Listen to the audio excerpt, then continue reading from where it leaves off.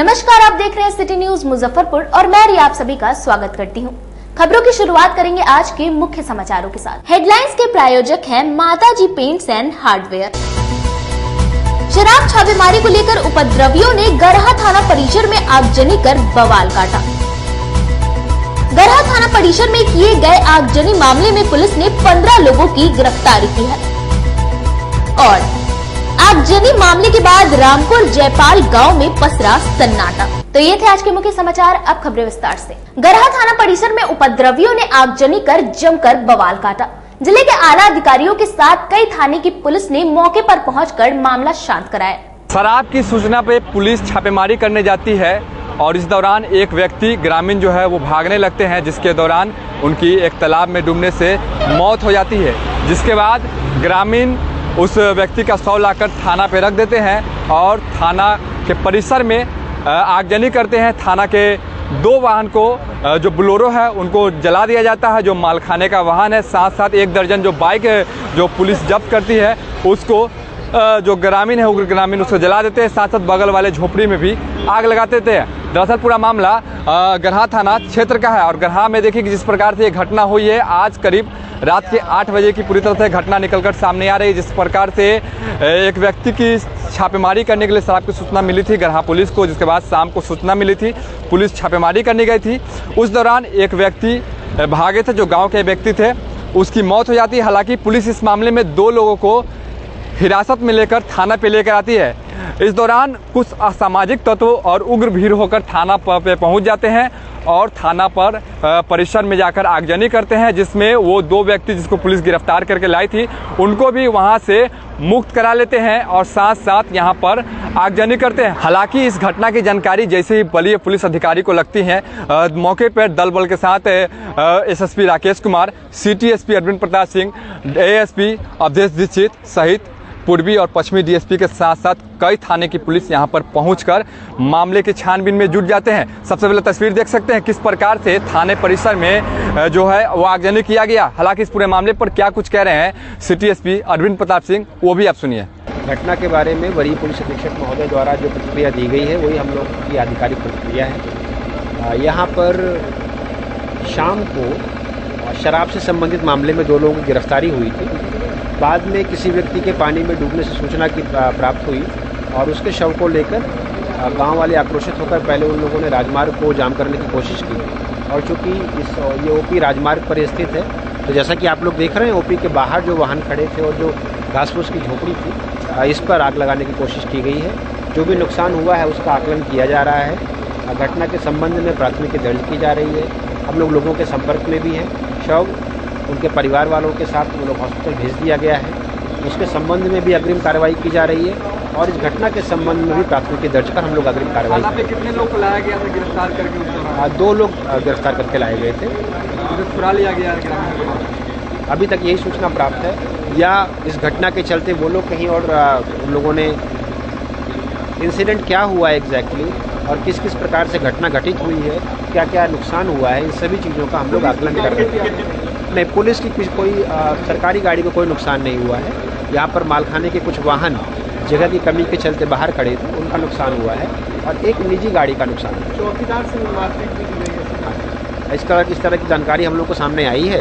उनको भी इलाज के लिए हम लोगों ने हॉस्पिटल भेजा है और बाकी किसी के साथ और किसी भी प्रकार का अभी तक विशेष दुर्घटना या किसी के नुकसान की शारीरिक क्षति की सूचना नहीं आई है। लेकिन चौकीदार के साथ मारपीट की सूचना आई है। उस समय यहाँ पर कुछ पदाधिकारी और बल था, उन लोग के साथ क्या किसी प्रकार का दुर्व्यवहार किया गया है या वो लोग किस प्रकार के शौक में हैं, उसको देखते हुए अभी उन लोग को प्राइमरी ट्रीटमेंट के लिए भेजा गया है। लेकिन इस पूरी घटना पर हम लोग प्राथमिकी दर्ज कर और जो भी विधि सम्मत कार्रवाई है वो हम लोग निश्चित रूप से पुलिस रामपुर जयपाल में गई थी छापेमारी करने के लिए शराब को लेकर। देखिए, पुलिस ने 2 लोगों को पकड़ा था और उसके आधार पर जो अग्रिम सूचना मिल रही थी उसके आधार पर छापेमारी के लिए गई थी, लेकिन फिर उन लोगों को कोई विशेष उपलब्धि नहीं हुई और वो लोग लौट आए।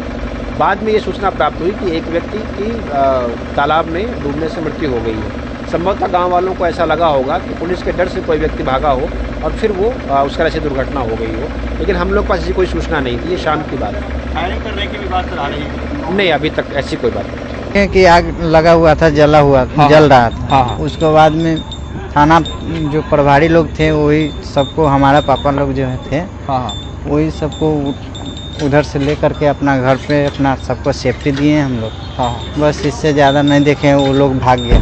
कहाँ का था कितने वो? लोग से आए हुए थे वो लोग? वो देखे हम लोग 4-5 बाइक से इधर से निकला है, हाँ, बाकी इधर से ही निकल गया है। अब इधर हम लोग आए नहीं हैं, हम लोग तो इधर से इधरे रुक गए हैं। कुछ विवाद हुआ था तो यहाँ जो है ना, यहाँ के टोटल लोग पब्लिक प्रशासन लोग को बचाया है। कुछ उपद्रवी जो है कहीं से आयल था, हाँ, लेकिन ये भागा है लोग, तो यहाँ के जो है टोटल गरीब लोग जो है प्रशासन लोग को बचाया, हेल्प किया है। कितने की संख्या में लोग आ गए थे यहाँ पे? हम लोग तो बाद में है, गिनती नहीं है। फिर भी कितना के संख्या में लगभग? फिर भी गिनती नहीं कि हम लोग नहीं थे उस समय, लेकिन कई दर्जनों में आयल होगा, बहुत बड़ा उपद्रव। गरहा थाना परिसर में आगजनी मामले में 15 गिरफ्तार। पुलिस ने 40 नामजद और 70 अज्ञात के खिलाफ प्राथमिकी दर्ज की है। गरहा अति क्षेत्र में एक युवक की मौत और थाना पर बवाल के बाद गांव में पसरा सन्नाटा। इस घटना के बाद गांव में मातम छाया हुआ है। गांव में तनावपूर्ण स्थिति को देखते हुए स्थिति को नियंत्रण में रखने के लिए भारी संख्या में पुलिस बल तैनात किए गए हैं। आप सभी दर्शकों को बता दें कि बुधवार की देर शाम उग्र भीड़ ने गरहा थाना के माल खाना में जब्त करीब 1 दर्जन बाइक और 2 पुलिस वाहन को आग के हवाले कर दिया था। इस मामले में पुलिस ने त्वरित कार्रवाई करते हुए 15 उपद्रवियों को गिरफ्तार किया है। वहीं अन्य की गिरफ्तारी के लिए छापेमारी कर रही है। देखिए, कल जो घटना है उसके बारे में वरीय पुलिस अधीक्षक महोदय ने आप लोगों को जो हम लोगों का आधिकारिक वर्जन है वो दिया था। कल की घटना के बाद से 3 घटनाएं मुख्य रूप से हम लोगों के सामने आई हैं। पहली घटना जो शराब के विरुद्ध छापेमारी की गई थी, उसकी प्राथमिकी दर्ज की गई थी, उसमें 2 लोगों को गिरफ्तार किया गया था। दूसरी जो घटना उस गांव में हुई थी जितेंद्र उर्फ चुन्नन के साथ, उसको लेकर उनके पिताजी का फर्द बयान SKMCH में लिया गया है और उसके आधार पर अग्रिम कार्रवाई की जा रही है। तीसरी जो विधि व्यवस्था की समस्या पैदा हुई थी, उसके बारे में 30-35 ज्ञात एवं अन्य अज्ञात लोगों के खिलाफ केस किया गया है। उसके मामले में आसपास के गांवों में लोगों को वीडियो फुटेज के आधार पर, स्थानीय सूचना के आधार पर चिन्हित करते हुए रेड एवं छापामारी की गई है। कुल 15 लोगों को हम लोगों ने गिरफ्तार किया है। कुछ और लोग हैं जिन्हें पूछताछ के लिए हिरासत में लिया गया है। संभवतः सत्यापन के उपरांत उनमें से कुछ लोगों को हम लोग बॉन्ड पर छोड़ भी देंगे, लेकिन 15 लोगों की गिरफ्तारी हम लोग अभी तक कर चुके हैं। इस पूरी घटना में चूंकि धर्मेंद्र यहाँ पर पहले भी जो पकड़े गए थे वो शराब के व्यापार से जुड़े थे और पूर्व में भी जेल गए थे, तो आसपास के गांवों में उनसे जुड़े हुए लोगों ने भी रैकेट बनाकर और योजनाबद्ध तरीके से इस घटना को अंजाम दिया है। ऐसे लोगों को चिन्हित करते हुए भी प्राथमिकी उनके खिलाफ दर्ज की गई है और उनके खिलाफ भी हम लोग अग्रिम कार्रवाई करेंगे। जिस लड़के की मौत हुई है उसका भी शराब कारोबार से रिश्ता था क्या? अभी हम लोग उसकी तफ्तीश कर रहे हैं। उनके बड़े भाई का रिश्ता था, दैट इज फॉर श्योर, और वो वहां से इस भय से संभवतः भाग गए होंगे। उनका और पुलिस का कोई आमना सामना नहीं हुआ, पुलिस को देखते ही वो वहां से भागे थे और पुलिस ने जिनको जो सामने मिला उसको लेकर हम लोग चले आए। जिन लोगों ने हमला किया वो कौन है, उनकी पहचान हो पाई? उनमें से कई लोगों की पहचान हो गई और पहचान के आधार पर 15 लोगों को हम लोगों ने अभी तक गिरफ्तार किया है और उनको हम लोग जुडिशियल हाँ जी जी नहीं, अभी तक नहीं पकड़ा जा सका है और उन लोगों की गिरफ्तारी के लिए हम लोग प्रयास कर रहे हैं, लेकिन 15 लोग हम लोगों के अभी तक गिरफ्तार हो चुके हैं। कितने अभियुक्तों को छुड़ा के ले गई है? 2 अभियुक्तों को ले गई। उन दोनों की गिरफ्तारी। हमला करने वालों में शराब के कारोबारी सब भी थे क्या? जी, क्योंकि धर्मेंद्र वहाँ के और गरहा के भी कई लोगों से जुड़े हुए हैं और जब विधि व्यवस्था की समस्या पैदा हुई तो आमतौर पर इस तरह की घटनाओं में जो अराजक तत्व होते हैं वो एकजुट होते हैं और मौके का फायदा उठाते हैं। हम लोग की कोशिश है कि ऐसे लोगों को चिन्हित कर उनके खिलाफ हम लोग अग्रिम विधि सम्मत कार्रवाई करें। वो कल शाम को भी आप लोगों को बता दिया गया। थाना परिसर पूरी तरह से सुरक्षित है। थाना परिसर में जगह के अभाव की वजह से यहीं बाहर एक निजी व्यक्ति की झोपड़ी थी जो आप लोगों के पीछे की जगह है और यहीं पर कुछ 10 या 11 बाइक लगी हुई थी और 2 4 व्हीलर्स थी जिनको आग लगाने का प्रयास किया गया और वही नुकसान हुआ है। एक चौकीदार के साथ मारपीट की बात सामने आई थी, उनका इलाज कराया गया है, उनका भी बयान दर्ज किया जा रहा है और उनकी जो इंजरी रिपोर्ट है वो प्राप्त की जा रही है। राजद सांसद मनोज झा द्वारा दिए गए ठाकुरों के बयान पर कांग्रेस के वरिष्ठ नेता ओम प्रकाश झा ने कहा कि इंडिया गठबंधन को नुकसान पहुंच रहा है। पड़ाव पोखर स्थित अपने आवास पर कांग्रेस के वरिष्ठ नेता ओम प्रकाश झा ने प्रेस वार्ता का आयोजन किया। प्रेस को संबोधित करते हुए ओम प्रकाश झा ने बताया कि आरजेडी सांसद मनोज झा की ठाकुरों को लेकर राज्यसभा में की गई टिप्पणी पर बिहार में सियासी बवाल मच गया है। आपस में बातचीत करके इसका हल निकाल लेना चाहिए। इस विवाद में हमारे इंडिया गठबंधन को ही नुकसान पहुंच रहा है। पूर्व सांसद एवं बाहुबली नेता आनंद मोहन ने उनके खिलाफ मोर्चा खोल दिया। इस मुद्दे को लेकर गुरुवार को कांग्रेस नेता ओम प्रकाश झा ने दोनों नेताओं को संयम बरतने की अपील की। देखिए, सबसे पहले तो हम जाति जनगणना का तो हम विरोध करते हैं। सबसे पहले मुख्यमंत्री पूरे जमात के हैं, पूरे बिहार के हैं, इनको जाति जनगणना कराने का क्या तुक है, कुछ समझ में नहीं आता इस वक्त। इसलिए मैं टोटली विरोध करता हूं, क्योंकि यह जाति की बात ही नहीं है। आप जमात की बात कीजिए, आप देश की बात कीजिए। आप जो है, आप मुख्य धारा से लोगों को भटका रहे हैं। आप जो है, चीन जापान कहां से कहां चला गया, अमेरिका कहां से कहां चला गया, और आप कहां हैं। इसलिए जाति जनगणना की तो बात ही आप हटा दीजिए। अब बात रह गई मनोज झा जी की, तो मनोज झा जी विद्वान हैं, इसमें कहीं से कोई दुमत नहीं है। लेकिन मैं जहां तक की समझता हूं कि यह जो है, अगर किसी बात से हम कोई बात ऐसा बोलें जिससे कि किसी को पिंच करे, किसी खास समुदाय को, तो वहां से बचना चाहिए उस बात से। और देश के आजादी में मुगल सल्तनत का आक्रमण हुआ, उससे पहले भी बहुत सारा जो है आक्रमण हुआ है। उसमें सभी जातियों का सहयोग रहा है, सभी जाति लोग लड़े हैं। कोई अगर कह दे कि मैं ब्राह्मण हूं, मैं लड़ा हूं, मैं क्षत्रिय हूं, मैं लड़ा हूं, मैं फलाना हूं, मैं लड़ा हूं, सभी लोग लड़े हैं। हाँ, यह है कि किसी का योगदान कुछ ज्यादा रहा है, किसी का योगदान कुछ कम रहा है, तो वह जो जनसंख्या के मुताबिक हुआ है। यह बात, इस बात को मेरी कोई विरोध नहीं है कि राजपूतों का इतिहास रहा है, वो लोग लड़े हैं। लेकिन अभी इस विवाद को बढ़ाने का कोई मतलब नहीं है। और बात रहा मनोज झा जी क्या सोच करके बोले, अब इस पर मुझे समझ में नहीं आता है। और हमारे नेता आनंद मोहन, जाति जनगणना से पहले एक प्लेटफॉर्म तैयार किया गया, मनोज झा कठपुतली के तौर पर उसके विराजमान। देखिए, चुनाव इमली चट्टी रोड में उत्तर बिहार का पहला अत्याधुनिक मेडिकेयर डेंटल क्लिनिक का भव्य शुभारंभ किया गया। शहर में पहली बार आधुनिक मशीनों के द्वारा टूटे गए जबड़े एवं दांत से संबंधित हर तरह के इलाज के साथ साथ स्किन से संबंधित सभी तरह के इलाज के लिए आधुनिक मेडिकेयर अस्पताल का शुभारंभ हुआ है। यह अस्पताल इमली चट्टी रोड स्थित कैनरा बैंक के सामने खोला गया है। इसका उद्घाटन गुरुवार को वार्ड पार्षद के द्वारा फीता काटकर किया गया। इस अवसर पर डॉक्टर एस आसिफ रजा, जो कि कर्नाटक बेंगलुरु में प्रैक्टिस कर रहे हैं, और डॉक्टर फरीन जमाल, जो कि ओडिशा अपोलो अस्पताल में फेशियल और कॉस्मेटिक सर्जन की तरह काम कर रही थी, अब वह आपके टाउन मुजफ्फरपुर में Medicare hair and cosmetic skin की क्लिनिक में बेहतर इलाज के लिए जानी जाएंगी। आधुनिक मशीन से dental and hair cosmetic skin संबंधित सभी तरह के इलाज के बारे में बताया गया। इस दौरान मेडिकेयर के संचालक डॉक्टर एस आसिफ रजा ने बताया कि मेडिकेयर अस्पताल में दांत से संबंधित सभी तरह के इलाज किए जाते हैं, जैसे दांतों में कैप लगाना, दांतों की नस का इलाज, टूटे हुए जबड़े का इलाज एवं मुंह के कैंसर का इलाज होता है। इसके साथ ही जर्मनी से cosmetic hair transplant specialist doctor Farheen Jamal के द्वारा हाइड्रोफेशियल एंड लेजर मशीन से हेयर ट्रांसप्लांट, चेहरे पर पिंपल, बालों का झड़ना, स्किन से संबंधित सभी तरह के इलाज किए जाते हैं। यह अस्पताल मुजफ्फरपुर शहर में पहला अस्पताल है जहां आधुनिक मशीनों की व्यवस्था की गई है। Craniofacial and plastic surgeon and cosmetic surgeon Muzaffarpur. मैं Medicare dental and cosmetic clinic नया जो मुजफ्फरपुर में खुला है, हमारे पास बहुत सारी सुविधा उपलब्ध है। जैसे कि हमारे पास नया मुजफ्फरपुर में पहला क्लिनिक है जहाँ पे हाइड्रोफेशियल लेज़र है, यहाँ पे हमारा फर्स्ट डर्मा चेयर है। यहाँ पे पेशेंट का हाइड्रोफेशियल से बहुत सारा बेनिफिट होता है, जैसे ग्लो आता है, उनके फेस में टैनिंग रिमूवल होता है।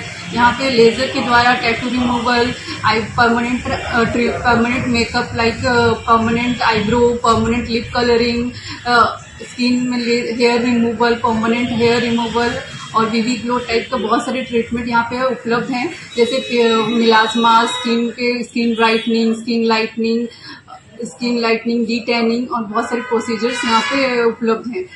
Image care dental hair and cosmetic skin clinic Imli Chatti किनारा बैंक के सामने खुला है और मैं सभी लोगों से अपील करना चाहता हूँ, रिक्वेस्ट करना चाहता हूँ कि यहाँ आपको मैं बताना चाहता हूँ कि डॉक्टर फहीम जमाल एक ऐसी शख्सियत है जिसके बारे में मैं जितनी भी तारीफ़ की जाए कम है। और इसमें आसिफ रज़ा साहब थी, इसमें डॉक्टर हैं और इमली चट्टी में ये खुला हुआ है। मैं तमाम लोगों से कहना चाहता हूं कि आप लोग एक बार आएँ और यहाँ आकर यहाँ रास्ता कायम करें। रास्ता कायम करने के बाद एक बार इनसे मुलाकात करें, मिले और मिलकर इस मेडिकेयर को सफल बनाने की कोशिश करें। मेरी नज़र में तो बहुत ही उम्दा यहाँ के डॉक्टर आसिफ रज़ा और फहीम जी का मैं नाम सुना था, जो आज यहाँ खुला है इमली चट्टी में। और मैं वार्ड पार्षद के हैसियत से मनोवर हुसैन वार्ड नंबर 5 का आप लोग उससे रिक्वेस्ट। जमाती क्लिनिक है और ये लोग बहुत ही अच्छा काम कर रहे हैं, आप लोग भी आएँ। और डॉक्टर फहीम खास करके laser hair reduction, tattoo remover, hair transplant और भी बहुत सारे जो स्किन से रिलेटेड जो भी प्रॉब्लम है उनको दूर करती हैं और मैंने भी करवाया है, बहुत अच्छा काम किया इन्होंने। और डॉक्टर आसिफ रज़ा जो दांतों की जो भी प्रॉब्लम है वो बहुत अच्छे से उसको दूर करते हैं। उनके यहाँ दांतों की सफाई, दांत में क्लिप लगाना, दांत Raza owner of Medicare dental hair and cosmetic clinic हूँ। ये क्लिनिक हमारा मारी पुल जो आपको इमली चट्टी की तरफ गिरता है उससे बाएं तरफ पश्चिम की तरफ में ये क्लिनिक उपलब्ध है। यहाँ पे हमारे पास 2 तरह के डॉक्टर है। मैं खुद ही पर्सनली डेंटल सर्जन हूँ और मेरी वाइफ जो है कॉस्मेटिक सर्जन है, वो कॉस्मेटिक से रिलेटेड सारी ट्रीटमेंट करती है। मेरा इस फील्ड में काफ़ी सालों का एक्सपीरियंस है। ये इससे पहले मैं ऑलरेडी बैंगलोर जैसे बड़े से मेट्रो सिटीज में ऑलरेडी काम कर चुका हूँ। यहाँ पे मैंने अपना पर्सनल क्लिनिक खोला है जहाँ पे मैं सारी बच्चों से लेकर बूढ़े तक की जितनी भी डेंटल ट्रीटमेंट होती है वो सारी ट्रीटमेंट मैं करता हूँ। वो भी जो जितनी भी सारी ट्रीटमेंट होती है वो बिना पेन की होती है, पेनलेस होती है, उससे पेशेंट को कोई तकलीफ नहीं होती है और सबकी रिजल्ट 100% होती है। यहाँ पे जैसे टेढ़े में बच्चों का जैसे टेढ़े मेरे दांत होते हैं उनका इलाज होता है तारों की तरह क्लिप लगा करके, जिसे मैं ऑर्थोडोंटिक ट्रीटमेंट बोलते हैं। किसी की अगर दांत में पेन है तो उसमें रूट कैनाल ट्रीटमेंट जो RCT होती है उसकी थ्रू से इलाज की जाती है, जिससे सारी की सारी पेन भी खत्म हो जाती है और वो टूथ बिल्कुल नॉर्मल हो जाता है। हमारे पास मुजफ्फरपुर की बेटी कोमलश्री आर्या ने पटना में आयोजित मिस आइकन ऑफ बिहार का खिताब जीतकर जिले का नाम रोशन किया। मुजफ्फरपुर की बेटी कोमलश्री आर्या ने ब्यूटी कॉन्टेस्ट में मिस आइकन ऑफ बिहार का खिताब जीत लिया है। उनकी इस जीत से पूरे परिवार में खुशी की लहर उमड़ पड़ी है। मुजफ्फरपुर के दीवान रोड बसंती गली के निवासी शिक्षक हरेंद्र कुमार की बेटी कोमलश्री आर्या पढ़ाई के साथ साथ मॉडलिंग भी करती थी और आज अपनी मेहनत के बल पर मिस आइकन ऑफ बिहार चुनी गई। आपको बता दें कि कोमलश्री आर्या को शुरू से ही मॉडलिंग करने की इच्छा थी और मॉडलिंग के साथ साथ उन्होंने अपनी पढ़ाई भी जारी रखी। बिहार की राजधानी पटना में आयोजित ब्यूटी कॉन्टेस्ट में कोमल ने मिस आइकन ऑफ बिहार का खिताब अपने नाम कर लिया। उन्होंने बताया कि उनका सफर सिर्फ यही खत्म नहीं हुआ है, आगे मिस इंडिया की तैयारी करेंगी। दुर्भाग्य से 2 साल पहले कोरोना काल में कैंसर से कोमल की मां बबीता देवी का स्वर्गवास हो गया। इसके बाद उनकी नानी कैलाशी देवी और मौसी सिंधु कुमारी ने उन्हें संभाला और आगे बढ़ाने का काम किया। कोमल ने कहा कि जो कुछ भी हूँ आज अपने परिवार की वजह से हूँ। मिस आइकन ऑफ बिहार के खिताब की कामयाबी को नानी और मौसी के नाम करती हूँ। कोमलश्री आर्या ने मिस आइकन ऑफ बिहार और मिस ब्यूटीफुल स्माइल का खिताब इस बार अपने नाम किया है। बता दें कि इस खिताब के लिए पूरे बिहार से 36 प्रतिभागियों ने 4 राउंड से होकर गुजरना पड़ा। सबसे पहले एथनिक राउंड हुआ। इस राउंड में प्रतिभागियों को वॉक के साथ साथ इंट्रो से गुजरना पड़ा। इसके बाद दूसरा राउंड टैलेंट शोइंग के नाम से जाना जाता है। इस राउंड में प्रतिभागियों को अपनी प्रतिभा दिखानी थी। इसके अलावा तीसरा राउंड स्पोर्ट्स का था। इसमें प्रतिभागियों को स्पोर्ट्स, योगा आदि के साथ एक सामाजिक मोर्चे पर भी अपनी प्रतिभा दिखानी थी। सबसे आखिरी में चौथे राउंड में प्रतिभागियों को दुर्गा पूजा को लेकर बंगाली ड्रेस में ही सवाल जवाब के राउंड से गुजरना पड़ा, जिसके बाद फाइनली इंडिया के टॉप मॉडलों के द्वारा विजेता की घोषणा के तौर पर कोमलश्री आर्या का नाम घोषित किया गया। इस मुकाम पर पहुंच के मुझे बहुत खुशी मिल रही है कि मैं आज इस मुकाम पर पहुंची हूँ। पूरे सफर की बात की जाए तो कैसा रहा सफर अभी तक? सफर तो मेरा बहुत कठिन भरा रहा था क्योंकि हम लोगों ने बहुत स्ट्रगल किया है और पास्ट से भी बहुत कुछ सीखा और वहाँ जाके हमने बहुत कुछ सीखा है, खुद को मजबूत बनाया है और आज इस मुकाम पर पहुँचे हैं। कितने प्रतिभागी के बीच आप चुनी गई हैं? 35। तुम्हारे सामने जब टॉप के मॉडल लोग थे तो कभी घबराहट हुई थी? घबराहट हुई थी कि मैं कैसे खुद को प्रेजेंट करूं, वहाँ पे कैसे मैं इंट्रोडक्शन राउंड क्लियर करूं, क्वेश्चन क्या पूछेंगे सर जूरी लोग, पर सबको मैंने क्लियर किया और आज मैं ये बनी हूँ। परिवार में कितनी खुशी है जब जीत के आई? तो परिवार में सबको खुशी है। सपोर्ट मिल रहा है? जी सपोर्ट मिल रहा है। पापा कभी इसके लिए कभी बोले नहीं कुछ? नहीं पापा कुछ नहीं बोले। सर खुशी से तो आंसू नहीं आ रहे हैं, इसलिए कि हम लोगों ने पहले तो ठीक है सपोर्ट तो लोगों ने बाद में किया, मतलब घर के लोग, स्टार्टिंग तो पहले से नहीं था, लेकिन उसमें हम लोग पहले भी बताए थे कि जो चुनौती बड़ा मतलब कि एक हम लोगों ने काम किया कि इसको हमको आगे बढ़ाना है, चाहे कोई भी रोके, क्योंकि समाज का भी जवाब ये था कि नहीं ये सब थोड़ा गंदा लाइन होता है दिस दैट, तो मैंने कहा कि नहीं वहाँ हम लोग चलेंगे, देखेंगे, सारे चीज़ देखने के बाद हम लोग जो करना है वो हम लोग करेंगे और घर में हम लोग तब तक शेयर नहीं करेंगे। ठीक है, हम लोग थोड़ा झूठ भी बोल के गए कि हम लोग ये करने जा रहे हैं, ठीक है, क्योंकि हम जानते थे कि समाज के अधिकांशतः लोग रुकेंगे, चूँकि हम अपने घर में बता दिए कि हम काम से जा रहे हैं, तो बस ये सपोर्ट किए कि ठीक है जाओ, जो भी काम के लिए जाओगी अच्छा ही करके आओगी। लेकिन उसके बाद जब यहाँ समय हो चला एक छोटे से ब्रेक का, बने रहिए हमारे साथ, देखते रहिए city news Muzaffarpur. Mataji Nerolac paints, hardware, home decoration, Hindware, bath fitting, Jaguar bath fitting एवं आशीर्वाद पाइप के अधिकृत विक्रेता। आइए इस दिवाली पर अपने घर को एक नया लुक दें, वह भी एक ही छत के नीचे सारी सामग्री की सुविधा उपलब्ध है। ग्राहकों के लिए उत्तम पार्किंग की सुविधा उपलब्ध है, तो एक बार माताजी प्रतिष्ठान में आएं और एक बार सेवा का मौका दें। दीपावली के शुभ अवसर पर 25,000 की खरीदारी करने पर 5 ग्राम चांदी का सिक्का, 51,000 की खरीदारी पर गैस चूल्हा और 1 लाख की खरीदारी पर सेमी ऑटोमेटिक वॉशिंग मशीन मुफ्त हाथों हाथ पाएं। हमारा पता है माताजी Kalambagh road near Reliance petrol pump Muzaffarpur. Call S 9852948311। हमारा दूसरा नंबर है 9334102381। उत्तर बिहार का पहला नीलकमल एक्सक्लूसिव शोरूम खुल गया है आपके अपने शहर में। नीलकमल इंडिया की फेवरेट फर्नीचर ब्रांड है। इस कंपनी के सभी रेंज एक ही छत के नीचे आपको मिलेंगी। होम फर्नीचर, ऑफिस फर्नीचर की सभी रेंज यहाँ उपलब्ध है।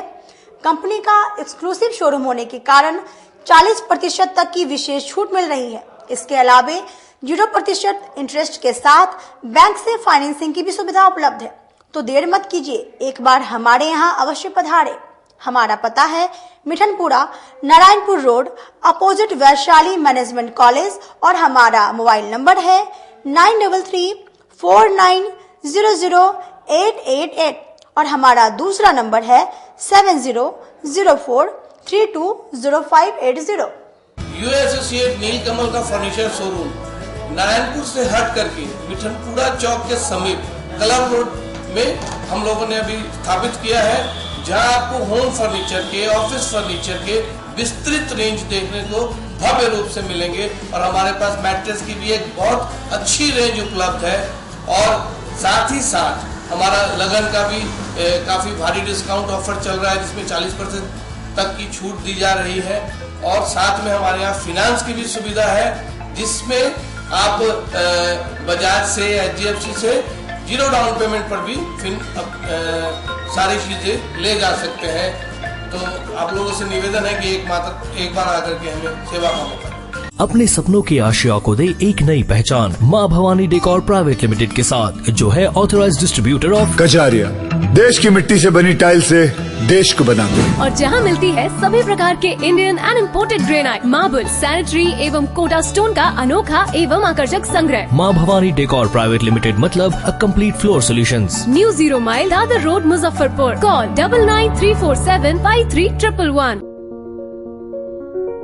जिले की शान बन चुकी बाबा लहठी अब लोगों की जरूरत बन चुकी है। अत्याधुनिक रेंज और भरोसे को समेटे हुए लोगों के लिए नई नई डिजाइनर लहठी उतारते रहते हैं। ऐश्वर्या राय बच्चन, सचिन तेंदुलकर की पत्नी से लेकर न जाने कितने सारे नामी हस्तियां इस लहठी के दीवाने हो चुके हैं। लोगों के साथ ने ही बाबा लहठी की पहचान देश से लेकर विदेश तक बनाई है। ऐसा साथ बनाए रखने के लिए आप लोगों का तहे दिल से धन्यवाद। ब्रेक के बाद आप तमाम दर्शकों का एक बार फिर से स्वागत है। चलिए रुक करते हैं अन्य खबरों की ओर। गरहा थाना परिसर में आगजनी की घटना के बाद रामपुर जयपाल गांव में सन्नाटा पसरा। बुधवार की देर शाम गरहा थाना परिसर पर असामाजिक तत्वों के द्वारा की गई आगजनी मामले में पुलिस ने 15 लोगों को गिरफ्तार किया है। दरअसल बुधवार को गरहा थाने की पुलिस को सूचना मिली थी कि थाना क्षेत्र के रामपुर जयपाल में कुछ शराब माफिया बड़े पैमाने पर शराब का धंधा कर रहे हैं, जिसके बाद गरहा थाने की पुलिस टीम गठित कर छापेमारी करने गई। इस दौरान पुलिस को देखकर गांव के 2 युवक पोखर में कूद गए, जिससे पानी में डूबने से एक युवक की मौत हो गई। इस दौरान पुलिस 2 व्यक्ति को गिरफ्तार करके थाने पर लाई, जिसके बाद ग्रामीण उग्र हो गए और मृतक का शव लेकर गरहा थाना के समीप हाईवे जाम करने पहुंच गए। जिसके बाद गरहा थाने की पुलिस ने उग्र लोगों को समझाने का काफी प्रयास किया, लेकिन वह लोग नहीं माने। मृतक के परिजनों का आरोप है कि छापेमारी करने आई पुलिस को देखकर मेरे पुत्र पोखर में कूद गए, लेकिन पुलिस ने उसे नहीं बचाया। इसी भीड़ का फायदा उठाते हुए कुछ असामाजिक तत्वों ने उग्र भीड़ को भड़काकर गरहा थाना परिसर में जब्त करीब 1 दर्जन से अधिक बाइक और 2 पुलिस वाहन को आग के हवाले कर दिया। देखते ही देखते आग की लपटें भयावह रूप ले ली। जब तक पुलिस वाले कुछ समझाते, उग्र भीड़ ने पुलिस पर हमला कर दिया, जिसमें एक चौकीदार चोटिल हो गए। बेकाबू भीड़ को देखकर पुलिसकर्मी जान बचाते हुए भागे। इस घटना की सूचना थाना प्रभारी हरेंद्र सिंह ने वरीय पुलिस अधीक्षक को दी, जिसके बाद मौके पर दलबल के साथ SSP Rakesh Kumar, city SP Arvind Pratap Singh, ASP Awadhesh Dixit, पूर्व डीएसपी शाहरियार अख्तर के साथ जिले के आला अधिकारी सहित कई थाना की पुलिस ने पहुंचकर मामले को शांत करवाया, जिसके बाद फायर ब्रिगेड की टीम ने काफी मशक्कत के बाद आग पर काबू पाया। गुरुवार को थाना परिसर में आगजनी करने वाले 40 नामजद और 70 अज्ञात के खिलाफ एफआईआर दर्ज की गई है, जिसमें पुलिस ने अभी तक 15 लोगों को गिरफ्तार किया है।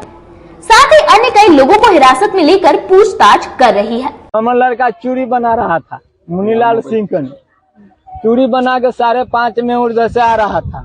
वो एक अजय नाम का लड़का था, वो कौन है कौन न से वो पियक्कर था, बस इस गाड़ी पर बैठा लिया, वो कहा कि बैठो घरे उतार देंगे।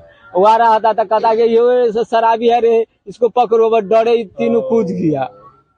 पियक्कर के चक्कर में कूद गया, अब बस ये भागा, बस कहा कि तीनों को पकड़ो, बस उसी में प्रशासन का पकड़ो तीनों के, बस भागा से 2 को निकल गया, या इसको पानी में कूद गया तो इसको छोड़ दिया प्रशासन। 5-7 दिन पहले 10 दिन पहले झंझट हुआ, जो जमीन विवाद चल रहा है, जिसका न्यायालय में केस चल रहा है सर।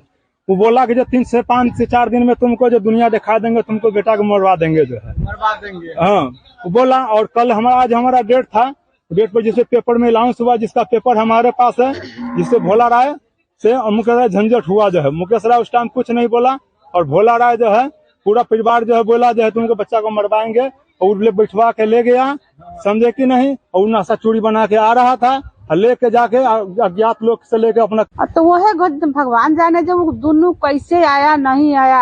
अब वो दोनों दौड़ते सीधे आया, अब कहते हैं कि उसको पानी है पानी है पानी है, इतने देर में वो छलांग लगा दिया सीधा, रुकबो नहीं, एको सेकेंड रुकबो नहीं किया, जहाँ ऊंच है कि नीचे है कि पानी नहीं। पुलिस बाद में आया, भागते छलांग लगा दिया। हाँ सीधे छलांग लगा दिया। पुलिस आई तो मतलब बड़ी पुलिस निकाली? नहीं, पुलिस बॉडी नहीं निकाली। आंगनबाड़ी सेविका सहायिका को परमानेंट करने समेत 4 सूत्री मांगों को लेकर हड़ताल पर चले गए। आंगनबाड़ी सेविका सहायिका को परमानेंट करने एवं मानदेय दोगुना करने समेत विभिन्न मांगों को लेकर बिहार प्रदेश आंगनबाड़ी कर्मचारी संघ के आह्वान पर आंगनबाड़ी सेविका एवं सहायिका हड़ताल पर चले गए। गुरुवार को आंगनबाड़ी सेविकाओं ने स्टेशन रोड स्थित जिला कार्यालय में प्रदर्शन किया। इस अवसर पर अध्यक्ष कुमारी ममता ने कहा कि जब तक उनकी मांगे पूरी नहीं होगी तब तक आंगनबाड़ी सेविका एवं सहायिका हड़ताल पर रहेंगे।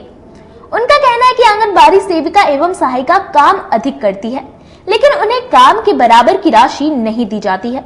सरकार की जो भी योजनाएं आती है उसमें आंगनबाड़ी सेविका एवं सहायकों की अग्रिम भूमिका होती है, लेकिन केंद्र एवं राज्य सरकार दोनों आंगनबाड़ी सेविका एवं सहायिका की अनदेखी कर रहे हैं। हम लोगों की मांगे जब तक पूरी नहीं होगी तब तक हड़ताल जारी रहेगा। ये 7वें दिन हड़ताल पे है, और मुख्यमंत्री, माननीय मुख्यमंत्री से प्रधानमंत्री जी से मेरा विनती है, मेरा निवेदन है कि हम लोग को परमानेंट करे, अस्थायी करे और हम लोग का जो ये अति मानदेय है उसको दुगना करे। जो हम लोग को प्रोत्साहन राशि 10,000 रुपये बोले थे उसका मांग पूरा करे और जब तक सरकार हमारी मांग पूरा नहीं करेगी तब तक हम लोग अनिश्चितकाल हड़ताल पर बैठेगा। डीजल ऑटो पर प्रतिबंध लगाए जाने से व्यापारियों को हो रही परेशानी को लेकर चैम्बर ऑफ कॉमर्स के सदस्यों ने जिलाधिकारी को ज्ञापन सौंपा। उत्तर बिहार वाणिज्य एवं उद्योग परिषद का एक प्रतिनिधि मंडल परिषद के महामंत्री सज्जन शर्मा के नेतृत्व में जिलाधिकारी से मिलकर 1 अक्टूबर 2023 से नगर निगम मुजफ्फरपुर परिक्षेत्र में डीजल चालित सभी प्रकार के वाहनों का परिचालन प्रतिबंधित किए जाने के कारण सभी व्यवसायियों को माल की ढुलाई में हो रही समस्याओं के संदर्भ में अवगत कराते हुए तत्काल प्रभाव से लिए गए निर्णय को वापस लेने की मांग की गई। प्रतिनिधि मंडल ने जिलाधिकारी को ज्ञापन देकर यह अवगत कराया कि मुजफ्फरपुर नगर निगम क्षेत्र में व्यवसायियों का बेड ट्रांसपोर्टरों से आने वाले माल नगर निगम क्षेत्र के बाहर स्थित उनके गोदाम से व्यवसायियों के नगर निगम क्षेत्र में स्थित प्रतिष्ठान तक लोकल स्तर पर माल की डिलीवरी डीजल चालित 3 पहिया वाहनों से किया जाता है। हमारे परिषद प्रदूषण एवं जान माल की क्षति से बचाने के लिए सरकार द्वारा लिए गए निर्णय का स्वागत करती है। साथ ही प्रतिबंध वैकल्पिक व्यवस्था के तौर पर सीएनजी वाहन की व्यवस्था हेतु Muzaffarpur goods transport welfare association Muzaffarpur से आग्रह की है। उन्होंने यथाशीघ्र वाहन उपलब्ध कराने की आश्वासन दिया है। 1 अक्टूबर से राज्य सरकार के आदेश से मालवाहक पहिया वाहन पे जो रोक लगाया गया है, जिसके कारण शहर में माल सप्लाई बाधित हो रहा है। किसी भी एजेंसी से या ट्रांसपोर्ट से व्यापारियों के प्रतिष्ठान तक माल आवागमन बिल्कुल बंद हो चुका है, जिसके कारण बाजार में अनावश्यक रूप से महंगाई भी बढ़ेगी और सब सामान जो है उपलब्ध नहीं हो पाएगा। साथ ही इसके कारण हो रहा है कि मजदूरों को भुखमरी हो गया है। लोग जो भी टेम्पू लिए, जो आज से 2 महीना पहले लिए, उनके डीजल वाहन को बंद कर दिया गया। वो कहाँ से अपना किस्त देंगे? तो इस सब समस्याओं को देखते हुए हम लोग जो है जिलाधिकारी महोदय से मिलने के लिए आए हैं। अपनी समस्याओं को उनको अवगत कराएंगे और तत्काल इस आदेश पर रोक लगाने के लिए राज्य सरकार द्वारा 1 अक्टूबर से 3 पहिया वाहन जो डीजल चालित है उस पर प्रतिबंध लगा दिया गया है। इससे भारी समस्या उत्पन्न हो गई है, क्योंकि जितनी भी ट्रांसपोर्ट कंपनियां हैं वो सब शहर से बाहर हैं और वो 3 पहिया वाहनों से उपभोक्ता तक उनका माल पहुंचाती है और उसको जगह जगह परेशान किया जा रहा है। माल आएगा नहीं, अनावश्यक महंगाई बढ़ेगी, कॉस्ट बढ़ेगा। उसी समस्याओं के एक निजान के लिए जिलाधिकारी महोदय से मिल रहे हैं। चूँकि निगम क्षेत्र में कहीं भी सीएनजी की प्रॉपर व्यवस्था नहीं है, सीएनजी की व्यवस्था नहीं, और आप बोलते सीएनजी गाड़ी चलाइए, कैसे चलेगा? उसी सब बातों को उनका ध्यान आकृष्ट कराने के लिए उत्तर बिहार वाणिज्य एवं उद्योग परिषद और ट्रांसपोर्ट एसोसिएशन के पदाधिकारी लोग सभी जिलाधिकारी महोदय से मिलकर वीआईपी सुप्रीमो मुकेश सहनी द्वारा नुनिया समाज को सहनी समाज से जोड़े जाने के बयान पर भाजपा नेता भगवान लाल महतो ने सीधा हमला किया। भाजपा नेता भगवान लाल महतो ने वीआईपी पार्टी के मुखिया मुकेश सहनी द्वारा नुनिया जाति को निषाद समुदाय की उपजाति बताए जाने का विरोध किया है। उन्होंने मौजूदा जनगणना पर सवाल खड़े करते हुए कहा है कि मुजफ्फरपुर में किसी भी नुनिया टोली में गन्ना पदाधिकारी पहुंचे ही नहीं। ऐसे में इनकी संख्या का सही अंदाजा मुश्किल है। भाजपा नेता ने कहा कि वह सरकार से मांग करते हैं कि जमीनी स्तर पर नुनिया जाति की गणना की जाए। उन्होंने मुकेश सहनी द्वारा तुरहा जाति को भी निषाद समुदाय की उपजाति बताए जाने का विरोध किया है और कहा कि यह सरासर गलत है। तुरहा जाति को भी इसका विरोध करना चाहिए। उन्होंने कहा कि सन ऑफ मल्हा को हवाई राजनीति नहीं करनी चाहिए और करनी है तो अपनी जाति का ठेका ले, दूसरी जाति में लात लगाने की कोई जरूरत नहीं है। जिस तरह से उन्होंने विज्ञापन देकर नुनिया जाति को निषाद की उपजाति बताया है, इसके लिए उन्हें माफी मांगनी चाहिए। महतो ने कहा कि बिहार और यूपी में बड़ी संख्या में नुनिया जाति के लोग रहते हैं और उनकी उपजाति में बेलदार, खड़हर आदि 50 से अधिक उपजातियां हैं, जबकि बिहार स्तर पर उनकी आबादी लगभग 10% है। स्वयंभू नेता है जो अपना बोलता है कि सन ऑफ मल्लाह है, वो अपने से माने कि बोलते हैं कि सन ऑफ मला हैं। अब वो जो है बम्बई से जो है, अब वो बम्बई में पता नहीं है स्मगलर के काम करते थे कि वो कौन चीज़ के काम करते थे, ये तो हम लोग को या बिहार के लोग को या उनके गांव के लोग को भी नहीं पता है वो क्या काम करते थे। हेलीकॉप्टर रिजर्व करके आए, हेलीकॉप्टर से घूमते हुए अपना पैसा के बल पर जो है वो राजनीति करना शुरू कर दिया। अरे यार, हम लोग 40-45 साल से राजनीति कर रहे हैं ना, जमीन के, गांव के, गरीब के, किसान के हम लोग धूल फाँक रहे हैं। गली गली में गरीब गुरबों के साथ हम लोग धूल माटी फाँक रहे हैं, धूल माटी काट रहे हैं, वहाँ से हम लोग राजनीति कर रहे हैं। और ये क्या किए हैं हेलीकॉप्टर वाले आदमी, ये समाचार पत्र में विज्ञापन दे दिए हैं मुख्य पृष्ठ पर। हमारे जात को, नुनिया जात को जो है, नुनिया जाति को ये अपना जात में काउंट कर लिए। ये कहावत ना है पुराना कि पाभर धनिया आ कलकत्ता में दुकान। अरे आपका संख्या कितना है भाई, वो तो बताइए। हमारे यहाँ तो मैं बता रहा हूँ पूरे यकीन के साथ और दावे के साथ मैं कर रहा हूँ। अब मैं इस मामले में बिहार सरकार के जो जाति गणना करने वाले जो भी उनका जो ऑफिसर थे मुजफ्फरपुर में या पूरे बिहार में, पूरे बिहार की जानकारी हमें नहीं है, लेकिन मुझे मुजफ्फरपुर की जानकारी है कि एक भी नूनफर पर, एक भी नुनिया टोला में नूनिया जाति का कहीं से और जाति के यहाँ गया कि नहीं गया ये मुझे नहीं पता है, लेकिन नूनिया जाति के यहाँ कोई भी जनगणना वाला, कोई भी पदाधिकारी, कोई भी कर्मचारी गया ही नहीं है। नूनिया जाति का गणना नहीं हुआ है। नूनिया समाज निषाद समाज की उपजाति है। नहीं, वो देखिए, वो मतलब कि धरती है तो हम लोग आसमान है।